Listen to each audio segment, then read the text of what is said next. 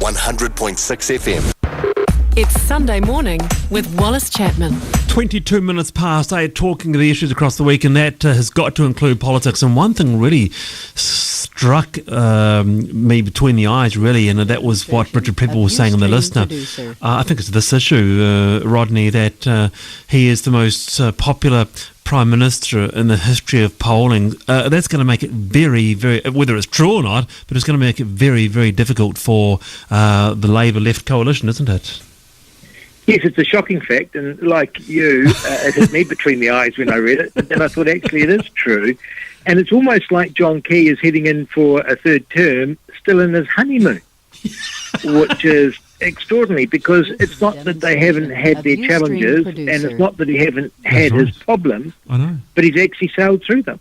Yeah, I mean the problems beset one after the other. What are we just off the top of our heads? You've got this astonishing earthquake scenario, Selwyn Manning. We have the Rena. We have the Pike coal mine disaster. Just to name three. That the DSC, the GCSB, you name it. You name it. It's been a litany, really, in a sense, and I suppose those. So what are we seeing here? Well, I think try and put ourselves in the public shoes, and I think that for whatever reason they have disengaged in large proportions from political discourse, from getting into it in a deep way. It seems that John Key does have that magic where he can be forgiven without seeking forgiveness, and that's an important part. And I think the other thing too is that it really does boil down to good luck and timing. A lot of those really tough things he tackled, obviously outside an election year. Now, the answers to this for the public, I think, to consider an alternative is very much that the alternative has to provide the solutions to the problems that are beginning to impact on the population. If we go right back a similar time, around 1996, when National was right in full swing, first MMP election, there was an expectation up in Auckland that Labour could actually retake that, and it seemed like New Zealand First was positioning to go with Labour, back then. But of course, Winston fell back on that thing where he believed that, an incumbent has a certain right to be listened to and to be worked with, and obviously post-election. So, and it went National New Zealand First Coalition. So back then, it was the same thing. The Labour Party at that stage was almost a government in waiting. It was almost there. It was certainly picking up policies that were the solutions to the problems of the day, like overcrowded housing and all of that. So the market rents was a policy of National Party was seen to be failing. We're in that situation now where some of those problems that National has neglected are coming home to roost.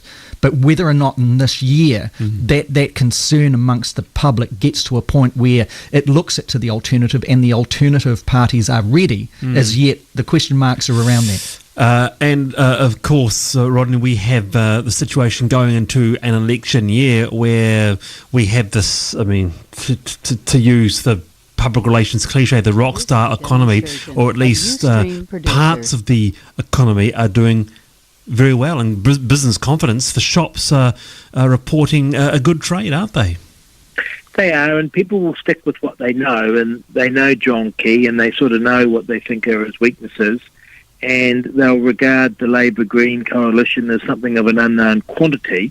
And the big key that I was always taught in politics that you look at this far out from an election isn't the standing of the parties, but interestingly, whether people think New Zealand is heading in the right direction.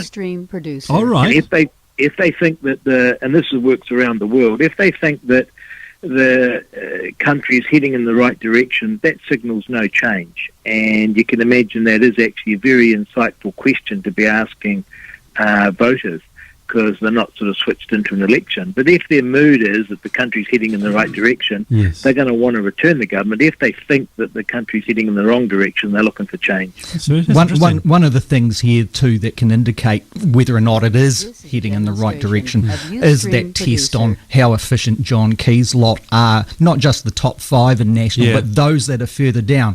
How is that talent pool shaping up? Is it short of talent? Are they, when they're under pressure, like Hikia Parata and others, are they able to actually deliver the goods? The other thing too is very much the values of the leadership. Are they in train with the common Kiwi sense of fairness and justice? It's this kind of thing. Is he able to do the right thing? Like if a situation like the GCSB issue develops again this year, and John Key says, "Oh yeah, okay, well this group this department underneath my governance has been doing something illegal, but it's okay, people. We're going to make it legal from here on." Is that in train with the Kiwi way? And it's that kind of thing that people can measure against, and that's where you get the twos and fro's. Let me ask you straight then, Rodney, is John Key on course to become the most popular Prime Minister New Zealand has had?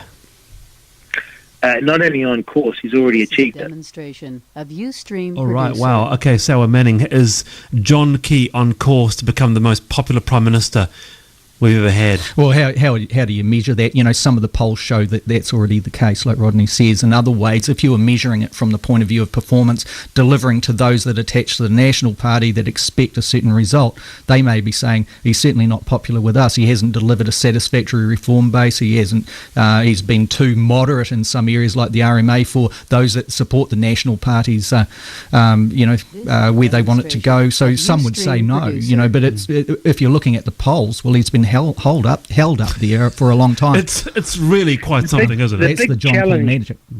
The big challenge, Wallace and Selwyn, to me is for National is who's going to be their support parties, and that's going to be tough. No matter it's going to be a close election, that's going to be tough. And then the challenge for Labour, I think, is their relationship with the Greens, because they've got to pull votes across from National.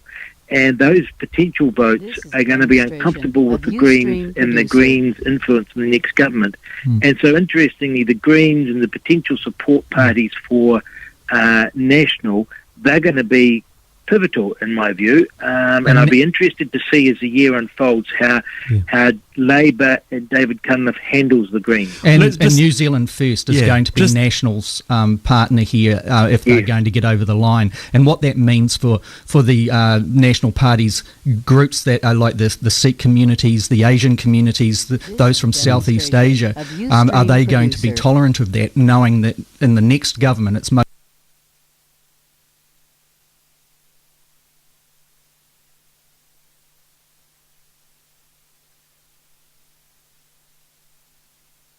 likely to be New Zealand First and the National. Can I make a prediction here? I'll make a bold prediction. I reckon John Key's going to rule Winston out.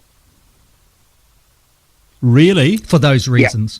For those immigrants? No, I think actually John Key, I have no inside information on this, but I've been thinking about this over Christmas. John Key's pretty smart, we all accept that. He's watched what Winston has done to other prime ministers. He's had a great run. I think he knows that if he went into government in a third term with Winston, it would wreck John Key and wreck his reputation. And I think he might be saying, I think the National Party would get into bed with Winston, but I don't believe John Key. Well, that point's probably it might have a bit of traction, but like we know, when the public dishes out the proportions, people like John Key will deal, and we've seen that. That's a part. That's how and you Winston's define betting on that, isn't he? Well, he is, in the sense that it looks like Winston could very easily get over that 5% once again. His MPs have been around for 3 years. They're more experienced. There's a more solid base, but what he will possibly do there is obviously Winston's an unpredictable character too. He may offer a confidence and supply, but then on a legislation by legislation basis. Now, whether or not a national party can actually tolerate that, heavens above. Well, there you go. Text live to 3920. What do you make of Rodney Hide's prediction there?